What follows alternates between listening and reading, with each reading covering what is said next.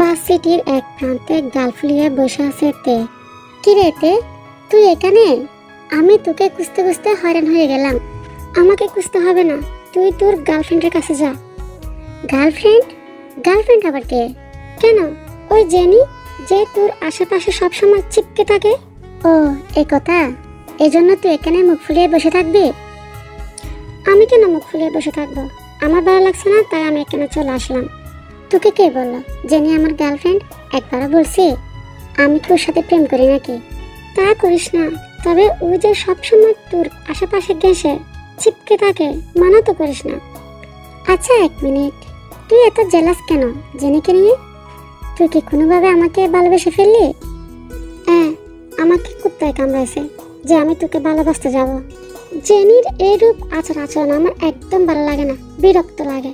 তুই আমার বেস্ট ফ্রেন্ডই থাকবে। আচ্ছা, আর কিছু বলতে হবে না, চল বাড়ি ফিরে যাই। তে আর জাংকুক একই পাড়ায় থাকে, পাশাপাশি বাসা হওয়াতে ছোট থেকে তাদের বন্ধুত্ব। তের বাবা অলওয়েজ বিজনেসের কারণে দেশের বাইরে থাকে, আর মা গাইনোলজিস্ট। সবসময় হাসপাতাল নিয়ে পড়ে থাকতে হয় দিনে রাতে। তেকে ছোটবেলা থেকে একদমই সময় দিতে পারত না, সব সময় জাংকুকদের বাসায় রেখে আসত। তে আর জাংকুক সমবয়সী ছিল। জাংকুকের মা জিন তেকে খুব আদর করত। ছোট থেকে এক প্রকার জাংকুকের সাথে তেকে উনিই বড় করছেন। বড় হওয়ার পর জাংকুক বুঝতে পারে আসলে তেকে সে খুব ভালোবেসে ফেলে, কিন্তু এখনো মুখ ফুটে তা প্রকাশ করেনি। তের অনুভূতিটা জানা দরকার। তেও মুখ ফুটে কখনো কিছু বলেনি, কিন্তু বাস সিটিতে জাংকুকের সাথে কোনো মেয়েকে ক্লোজ অবস্থায় দেখলে তে রেগে মেগে আগুন হয়ে যায়। জাংকুকের সাথে কথা বলে না, রাত দেখায়। জাংকুক বুঝতে পারে তের মনেও তার জন্য ভালোবাসা আছে, কিন্তু মুখে স্বীকার করে না। কয়েকদিন পর বাসির ক্লাসরুমে বসে আছে তে আর জাংকুক পাশাপাশি বেঞ্চে। হঠাৎ আয়ু এসে জাংকুকের পাশে ঘেঁষে বসলো। তে চোখ বড় বড় করে তাকায় আয়ুর দিকে। মেয়েটা নতুন, বাসিতে আসছে, সপ্তাহখানেক হচ্ছে। আসার পর থেকে জাংকুকও অন্য চলে পড়ে গেল। তের যেন এটা সহ্যই হলো না। তে তখন থেকে দেখেই যাচ্ছে। আয়ু জাংকুকের গা ঘেঁষে বসেছে, গায়ে হাত দিয়ে হাসতেছে, কত বলছে। জাংকুকও কথার জবাব দিচ্ছে। এক সময় তে আর সহ্য করতে না পেরে জাংকুকের হাত ধরে জোরে একটা চিমটি দেয়। জাংকুক এতে কিছু বলে না, কারণ তের যখন রাগ হয় তখন তে এমনই করে। জাংকুক মনে মনে বলে, এবার দেখাচ্ছি তোকে, তুই নিজ থেকে বলবি না তো আমাকে ভালোবাসিস, সেটা আমি প্রমাণ করে দেব তুই যে আমাকে কতটুকু ভালোবাসিস, কতটুকু চাস। দাঁড়া, তোকে দেখিয়ে দেখিয়ে আমি এই আয়ু মেয়েটার সাথেই প্রেম করব। আমাকে যে ভালোবাসিস সেটা মুখে বলতেই হবে। জাংকুক মুচকি হেসে আয়ুর একদম পাশে গা ঘেঁষে বসে তেকে দেখিয়ে। এটা দেখে তে আরো বেশি রেগে যায়। সুজা ক্লাসরুম থেকে বের হয়ে বাস স্টেশনে চলে যায়। আজকাল তার ক্লাস করা হবে না। সুজা বাসায় চলে যায়, রুমে গিয়ে শুয়ে পড়ে। আজ 2 দিন হতে যাচ্ছে। এই 2 দিনে জাংকুক আর তে রাত দেখা হয় নাই, কথাও হয় নাই। তে আর বাসিটি যায়নি। জাংকুকও ইচ্ছে করে তের সাথে দেখা করেনি। জাংকুক বুঝে তেকে একটু সময় দেওয়া প্রয়োজন, তার মনের অনুভূতিগুলা বোঝার জন্য। কিন্তু জাংকুক তেকে না দেখে আর থাকতে পারছে না, অস্থির হয়ে উঠছে তার মন। তাই তো বিকেলের দিকে তেদের বাসায় চলে আসে। জাংকুক জানে এই টাইমে তের মা থাকে না। ইনজুন রাত 9টা কি 10টার দিকে হাসপাতাল থেকে আসে। জাংকুক দরজায় নক করতে তে গিয়ে খুলে দেয়। জাংকুক তের দিকে তাকায়। তের চোখ মুখের অবস্থা ভালো না, মুখটা ফুলে আছে। তেকে দেখে জাংকুক বুঝতে পারে এই 2 দিনে তের উপর দিয়ে কি গেছে। যে মেয়ে ছোট থেকে জাংকুকের বাড়ি আর স্কুল কলেজ ছাড়া কিছুই বুঝতো না, সেই নিজেকে অনেক কষ্ট করে 2 দিন ধরে ঘরবন্দি করে রেখেছে জাংকুকের উপর রাগ করে। 2 দিন নিজেকে সব কিছু থেকে দূরে রেখে বুঝতে পারছে জাংকুক যে তার শুধু বেস্ট ফ্রেন্ড না। কবে ছোট থেকে বড় হতে হতে জাংকুককে এতটা ভালোবেসে ফেলছে তে। মুখে স্বীকার না করলেও জাংকুককে সে অসম্ভব ভালোবাসে, সেটাই বুঝতে পারছে। অনেক কষ্ট করে নিজেকে সামলে রেখেছে জাংকুকের কাছ থেকে। এখন জাংকুককে এভাবে তার দরজার সামনে দাঁড়িয়ে থাকতে দেখে তে আতপিস না ভেবে ঝাঁপিয়ে পড়ে জাংকুকের বুকে গলা জড়িয়ে ধরে ফুফিয়ে কান্না করে ওঠে। জাংকুকও তেকে জড়িয়ে ধরে মনে মনে বলে, মহারানী তাহলে এবার বুঝতে পারছে আমাকে যে ভালোবাসে সেটা। তে জাংকুকের বুক থেকে মাথা তুলে জাংকুককে বলে, আমি তোকে অনেক ভালোবাসি জাংকুক, কবে কিভাবে কখন তা জানি না, কিন্তু তোকে অন্য কোনো মেয়ের সাথে আমার সহ্য হয় না। জাংকুক, তুই কি আমাকে ভালোবাসবি? ভালোবাসা তো অনেক দূরের কথা, তুই যদি চাস এই জাংকুক তার প্রাণটা হাসি মুখে তোর জন্য দিয়ে দেবে, কিন্তু আমার ভয় হয় কিভাবে তোর দিকে সব মেয়েরা তাকিয়ে থাকে। দুনিয়ার সকল নারী আমার সামনে পোশাক খুলে দাঁড়ালেও আমার চোখ শুধু তোকেই খুঁজবে তে। কথাটা বলে জাংকুক তের সারা মুখে কিস করতে থাকে, আদর করে ভরিয়ে দেয়। তেও আহ্লাদে হয়ে জড়িয়ে ধরে জাংকুককে।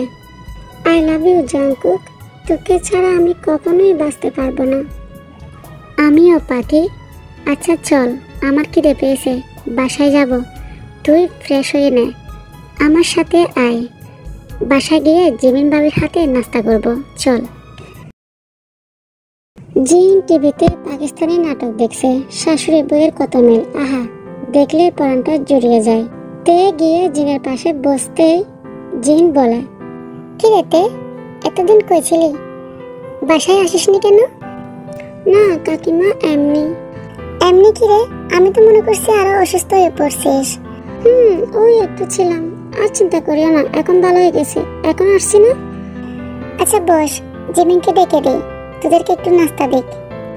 জিন উঠে যায়, জাংকুক গিয়ে তের পাশে বসে দুপ করে দুজনে টিভি দেখতে ব্যস্ত, আর চোখের ইশারায় দুজনের ভিতর কথাবার্তা তো আছে। প্রায় 3 মাস পর জাংকুক তেদের বাসায় নক করতে তে দরজা খুলে দেয়। বাড়িতে ঢুকতে জাংকুক তের টুট আঁকড়ে ধরে, তেও তাল মেলায়। এভাবে 10 মিনিট পর জাংকুক তের টুট ছেড়ে দিয়ে নিজের কপালের সাথে তের কপালটা ঠেকিয়ে জোরে জোরে নিঃশ্বাস নেয়। এভাবে আর কতদিন? জাংকুক, বেশি দিন না যান, আমি খুব তাড়াতাড়ি কিছু একটা ব্যবস্থা করব।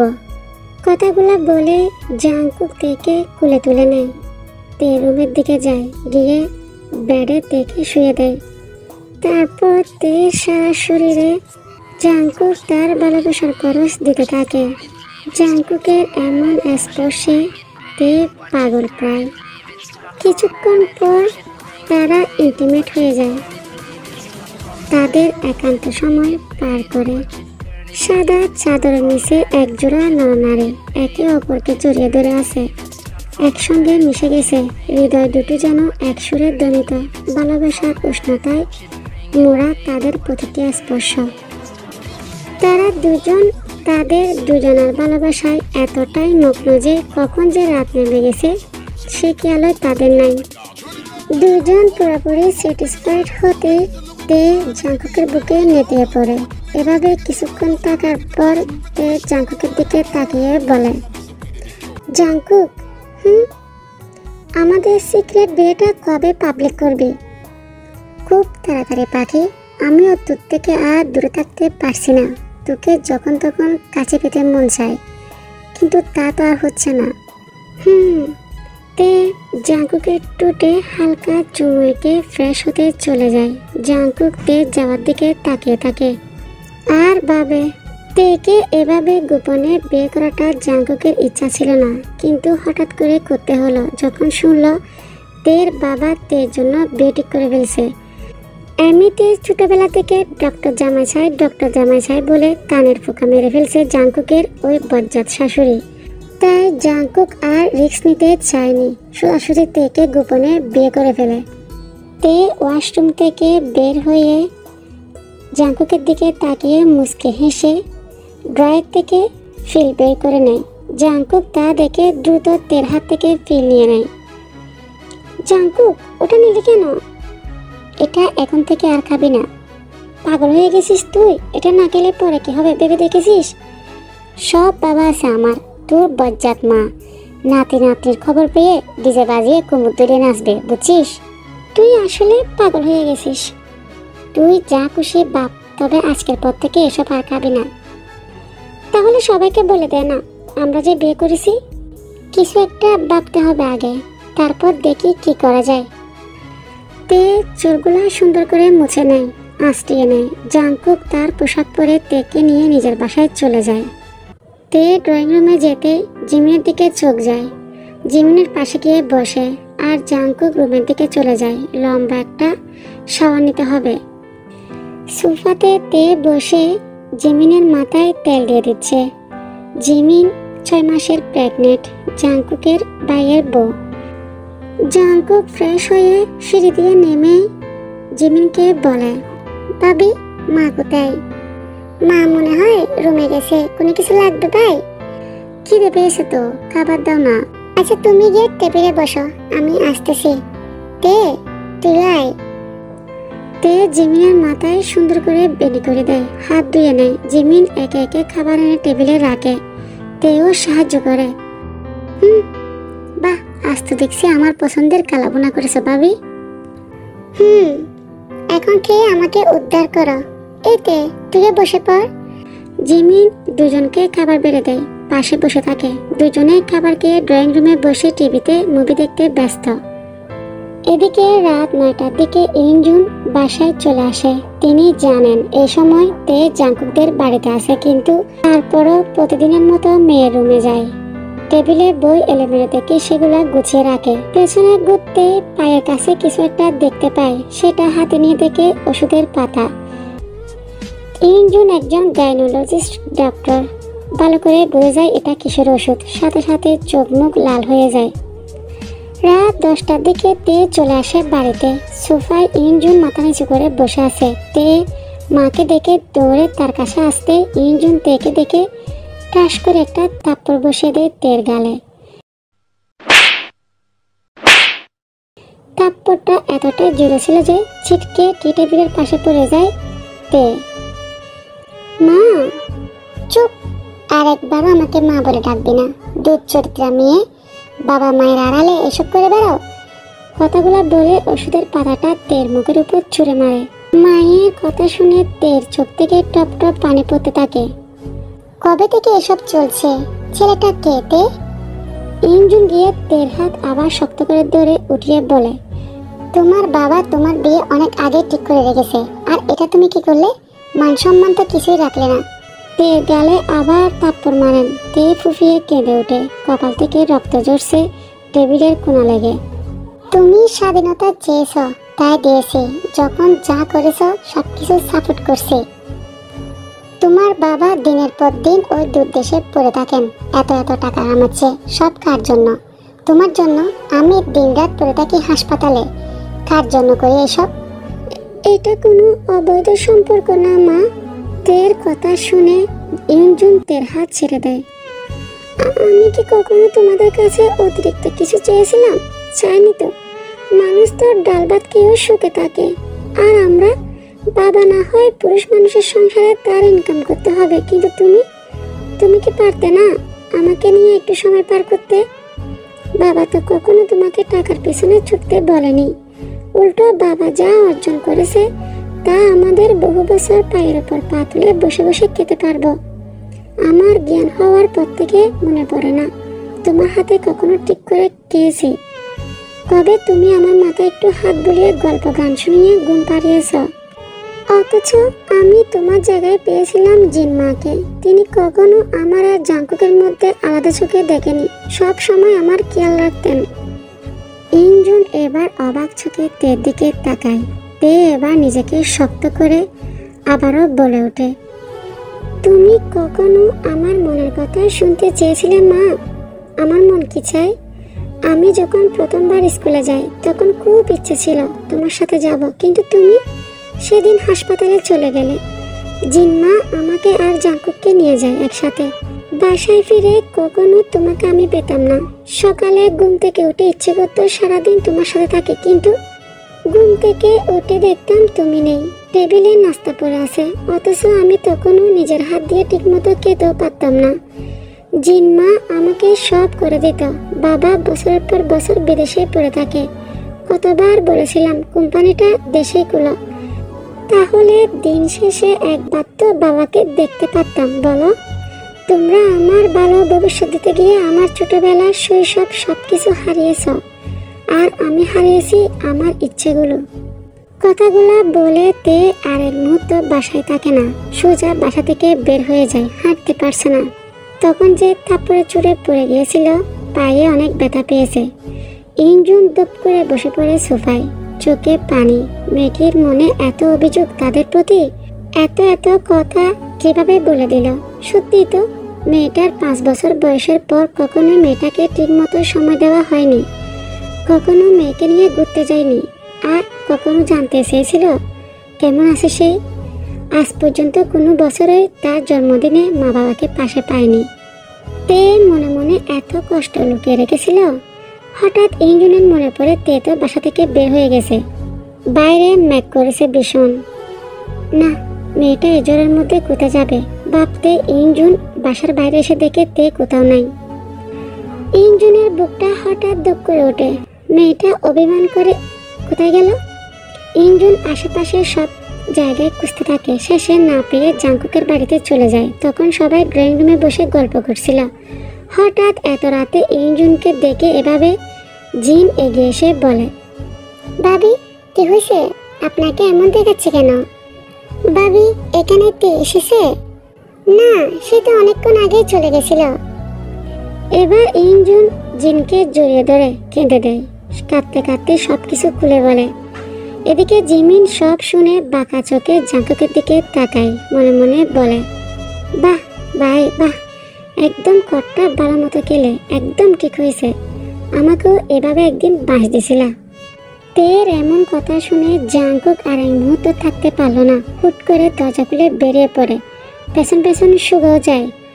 বৃষ্টি নেমে গেছে, বাইরে প্রচুর বাতাস হচ্ছে। জাঙ্কুক পাগলের মতো খুলে যাচ্ছে তেকে। এদিকে জিমিন, জিন আর ইঞ্জুনকে জাঙ্কুক আর তের ব্যাপারে সবকিছু খুলে বলে। তারা তো শুনে হা হয়ে থাকে। মেইন রোড দিয়ে বৃষ্টির ভিতর দিয়ে হাঁটছে তে, চোখ দিয়ে অনবরত পানি পড়ছে, তা বৃষ্টির পানিতে মিলিয়ে যাচ্ছে। আজ মায়ের কথায় খুব কষ্ট পেয়েছে, আবার মায়ের থেকে এত বড় একটা কথা লুকিয়ে তা তো যে কষ্ট পায়নি তা না। তে যে ওর মা বাবাকে খুব ভালোবাসে, কিন্তু কখনো তাদের আদর ভালোবাসা তেমন পায়নি, কাছে থেকেও যেন না থাকারই মতো। তে এইসব ভাবতে ভাবতে আনমনে হেঁটে যাচ্ছে। আশেপাশে কি হচ্ছে তা তার ভাবনাতে নেই। হঠাৎই চোখে তীব্র আলো পড়াতে তে চোখ বন্ধ করে নেয়, আর তার সামনে দ্রুত গতিতে একটা গাড়ি দিয়ে আসে। দপ করে কিছু পড়ার শব্দ হয়। এদিকে জাঙ্কুকের অবস্থা খারাপ, বৃষ্টির পানিতে ভিজে একদম চুপচুপে। হাঁটুতে বদ দিয়ে কিছুটা ঝুঁকে বিড়বিড় করে বলে, কোথায় গেলি তে তুই? আমাকে ছেড়ে তুই যেতে পারিস না, প্লিজ আমার কাছে ফিরে আয়। কোথায় গেলে আমাকে ছেড়ে? কেন আমার কাছে আসলি না? এখন আমি তোকে কোথায় খুঁজবো বল? সুগা পেছন দিক দিয়ে জাঙ্কুকের কাঁধে হাত রাখে। তার মধ্যে জাঙ্কুকের ফোনে কল বেজে ওঠে। কিছু একটা শুনতে জাঙ্কুক দ্রুত সুগাকে নিয়ে হাসপাতালের দিকে রওনা হয়। এদিকে তে ওই গাড়ির সাথে ধাক্কা খেয়ে পড়ে গেলে ওই গাড়ির মালিক তেকে ধরে হাসপাতালে নিয়ে আসে। ভাগ্যিস তের সাথে মোবাইল ছিল। তের ফোনে প্রথমে ডায়াল নাম্বারে কল দিতে জাঙ্কুকের মোবাইলে কলটা আসে। সুগা বাসায় সবাইকে খবর দিতে ইঞ্জুন, জিন, নামজুন সবাই হাসপাতালে চলে আসে। ইঞ্জুন তার কার্ড দেখিয়ে সোজা কেবিনে চলে যায়। তের এমন অবস্থা দেখে রীতিমতো হাত পা কাঁপছে ইঞ্জুনের। একটাই মাত্র মেয়ে তার, এসব ভেবে কেঁদে ওঠে ইঞ্জুন। একটা নার্স এসে ইঞ্জুনের পাশে দাঁড়ায়। নার্সটি বলে, ম্যাম, পেশেন্টের বেশ কিছু টেস্ট করাতে হবে, রিপোর্ট আসলে আমি আপনার কাছে পাঠাবো। আমার রিপোর্ট 1 ঘন্টার মধ্যে চাই। কিন্তু ম্যাম। কোনো কিন্তু না। আচ্ছা, আমরা চেষ্টা করব আর্জেন্ট দেওয়ার জন্য। কথাটি বলে নার্স চলে যায়। ইঞ্জুন কেবিন থেকে বেরিয়ে আসে। এর এখন কি অবস্থা ইঞ্জুন? কিছুক্ষণ পর রিপোর্ট আসবে, তাহলে বোঝা যাবে। ইঞ্জুনের হাত পা কাঁপছে দেখে জিন তাকে ধরে সিটে বসিয়ে দেয়। এদিকে ইঞ্জুনের ফোন বারবার বেজে যাচ্ছে। সবিন বিদেশ থেকে কল দিচ্ছে। ফোনে সবিনের নাম্বার দেখে আরএম কলটা রিসিভ করে হাসপাতাল থেকে বেরিয়ে সবিনকে সবটা বুঝিয়ে বলে। সব কিছু শুনে সুবিন বলে সে দ্রুত আসার চেষ্টা করছে। আরএম তাকে শান্ত হতে বলে এবং বর্ষা দেয়। তারা সবাই আছে এখানে। সবিনও যেন ধীরে সুস্থে আসে। সবিন আরএমের কথায় বর্ষা পায়। কল কেটে আবার হাসপাতালের ভিতরে যায় আরএম। সেখানে গিয়ে দেখতে পায় ইঞ্জুনের হাতে রিপু নিয়ে বসে আছে আর জিন চিল্লাচ্ছে ছেলের উপর। মেয়েটাকে নিয়ে আগে বাসায় ফিরি, তারপর তোর কেসটা দেখছি, বজ্জাত কোথাকার। জাঙ্কুক কিছু বলতে যাবে তার আগে জিন আবার চেঁচিয়ে বলে, চুপ কর জাঙ্কুক, একটা কথা বলবি না। সবাইকে না জানিয়ে এত সব কিছু করে আবার বুক ফুলিয়ে ভাষণ দিচ্ছিস। মা একদম বকা দেবে না সবার সামনে। তো কি তোকে চুমু খাবো বিহাদ্দব কোথাকার? মা এবার তো থামো, যা হবার হয়ে গেছে, আর কিছু বলিও না। জাঙ্কুক তুমি তো জানতে তের বিয়ে অন্য জায়গায় ঠিক করা আছে, তুমি কি করে পারলে এসব করতে? আপনি আর আপনার বর যে হিটলারের হিটলার তা আমি বুঝি জানি না? সেই জন্মের পর ল্যাংটা কাল থেকে আপনার মেয়েকে দেখে শুনে রাখছি কি পরে ছেলের ঘরে পাঠানোর জন্য? আমি আমার বাবার টাকায় খেয়ে আপনার মেয়েকে পাহারা দিছি কি ওর বিয়ে খাওয়ার জন্য? তাই তো বিয়ের কাজটা গোপনে সেরে রাখছি। কিছুক্ষণের জন্য সবাই চুপ করে থাকে। এরই মধ্যে জিন বলে, দেখো যা হওয়ার হয়েছে, আমি আমার তেমাকে জ্ঞান ফিরলে বাসা নিয়ে যাব। বাড়ির মেয়ে বাড়িতেই থাকবে বউ হয়ে, এটা তো খুশি হওয়ার কথা। সুবিন কাল সকালে আসতেছে মনে হয়, আমি সুবিনের সাথে এ ব্যাপারে কথা বলবো। তাদের কথা শুনে ইউনজুনের কান্না পেল। এই তো সেদিন মেয়েটা দুনিয়ার আলো দেখলো, এত দ্রুত বড় হয়ে গেল, এত দ্রুত সময় চলে গেল। নাকি ইউনজুনের এসবে খেয়াল ছিল না? মা হিসেবে আজ সে ব্যর্থ। তের ছোটবেলা কিশোরী বয়স সবটাই মিস করে ফেলছে। মা হিসেবে আজকে সত্যি তার ভীষণ লজ্জা লাগছে। এর ভিতর একজন নার্স এসে খবর দেয় তের জ্ঞান ফিরেছে। সবার আগে জাঙ্কুক দৌড়ে কেবিনের দিকে যায়। তাড়াতাড়ি তের মাথাটা জাঙ্কুকের বুকে তুলে নেয়। জাঙ্কুকের বুকটা পেয়ে তেও চুপ করে থাকে। তের এই অবস্থা দেখে জাঙ্কুকের খুব কষ্ট হচ্ছে। সকলের সামনে এমন স্ট্রং দেখালো, সে যে মনে মনে তেকে নিয়ে ভীষণ ভয়ে ছিল তা প্রকাশ করে না। জাঙ্কুকের চোখে আটকে রাখা পানি এবার পড়বে ভাব। সে দ্রুত তেকে ছেড়ে ওয়াশরুমে চলে যায়। জাঙ্কুকের এমন ব্যবহার সবার নজরে পড়ে। এবার ইঞ্জুনও দ্রুত তের কাছে গিয়ে জড়িয়ে ধরে। জিন সবাইকে ইশারা করে কেবিনের বাইরে নিয়ে চলে যায়। মা মেয়েকে একা ছেড়ে দেয়। ভুল বুঝাবুঝি অভিমান সবটাই আগে মিটিয়ে নিক ওরা। ইঞ্জুন এবার কাঁপা কাঁপা গলায় বলে, তে মা আমি জানি আমি অনেক দেরি করে ফেলছি, কিন্তু আমি তোমার মা। তুমি অনেক কষ্ট পেয়েছো আমার থেকে। আমার মেয়েটা এতদিন সবকিছু একা একা সহ্য করেছে, আমি তো বুঝতে পারিনি তুই কতটা একা হয়ে পড়েছিলি। মা তোকে সব সময় দিতে পারিনি, কখনো ভালোবাসাটাও দিতে পারিনি, মাফ করে দে আমাকে। তে মায়ের কাঁধে মাথা রেখে ফুফিয়ে কেঁদে ওঠে। আমি শুধু চেয়েছিলাম মা একটুখানি তোমার কোলে মাথা রাখতে, একটু ডাক শুনতে। মা বলে, এতটুকু আদর তো চাওয়া বেশি ছিল না তাই না? ইঞ্জুন এবার তের চোখে পানি মুছে বলে, না মা, তোদের কোনো চাওয়া কখনো বেশি হয় না। আমি সব পেছনে ফেলতে চাই, তোর পাশে থাকতে চাই মা হয়ে। এবার থেকে তুই একা হবি না, আমরা আছি তোর পাশে। তের চোখে অশ্রু, মুখে এক টুকরো হাসি। তুমি এখনো আমার মা হয়ে আছো। আমি আজও সেই ছোট্টতে তোমার কোলে ঘুমাতে চাওয়া মেয়েটা। কথাগুলো বলে তারা দুজন দুজনকে জড়িয়ে ধরে। কয়েকদিন পর হাসপাতাল থেকে পুরোপুরি সুস্থ হয়ে তেকে আজকে বাসা নিয়ে আসছে। বাসার সামনে এসে তেকে নিয়ে রীতিমতো যুদ্ধ ইউনজুন, জিন আর জাঙ্কুকের মাঝে। ইউনজুন বলে তেকে তারা এখন দিবে না। জিন বলে তে এখন তাদের বাড়ির বউ, সো তে তাদের বাড়ি থাকবে। জাঙ্কুকও মায়ের কথায় তাল মিলায়।